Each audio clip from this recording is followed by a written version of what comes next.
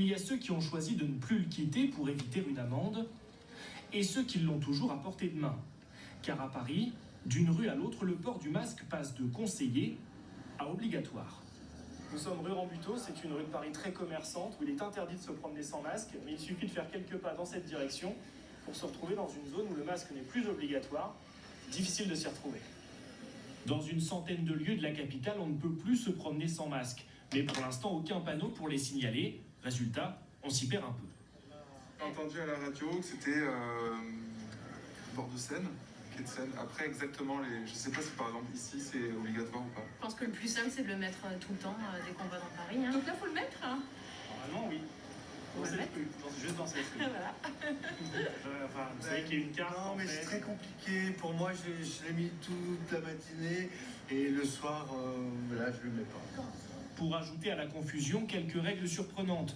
Les Champs-Élysées, la rue de Rivoli ou le parvis du Forum des Halles, pourtant très fréquentés, ne sont pas concernés. Je pense que c'est obligatoire. Et ça ne l'est pas, pourtant. Entre les voitures, il n'y a plus beaucoup de trottoirs en fait. Les voitures passent, on se colle les uns contre les autres. En descendant sur les quais de Seine, nous croisons des cyclistes, joggeurs ou promeneurs en trottinette. Pour eux aussi, le masque est obligatoire ici, et cela ne va pas de soi. Oui, en trottinette, ça m'a étonné quand même, vu qu'il n'y a personne et qu'on est tout seul, à l'air libre. Quand je suis à vélo ou à trottinette, je ne le mets pas. Pourquoi ? Parce que j'estime que je ne suis pas à proximité des gens et qu'il n'y a pas un énorme risque. Pour l'heure, la police est tolérante, mais d'ici quelques jours, ne pas porter un masque là où il est obligatoire vous coûtera 135 €. Et cette nouvelle règle pourrait bien relancer le chiffre d'affaires des fabricants français de masques. Rappelez-vous, au plus fort de la crise, plusieurs entreprises du secteur textile s'étaient converties à la confection de ces protections. La demande avait lourdement chuté juste après le déconfinement. Il existe donc aujourd'hui d'énormes stocks d'invendus. Julien Duponchel, Laszlo Gelabert avec Émilie Cizarol. Elles avaient répondu présent à l'appel du président de la République. Il nous faut produire davantage en France. En quelques semaines, des centaines d'entreprises textiles sur tout le territoire, comme ici dans les Vosges, dans la Loire ou encore en Normandie, se sont mises en ordre de bataille pour fabriquer 100 millions de masques en tissu réutilisables. Mais l'effort de guerre se heurte aujourd'hui aux lois du marché. C'est le constat amer fait par Bertrand Aviot à la tête de cette usine qui fabrique du tissu. Au mois de mars, il n'hésite pas à investir 500 000 € pour fabriquer à la hâte les masques réclamés.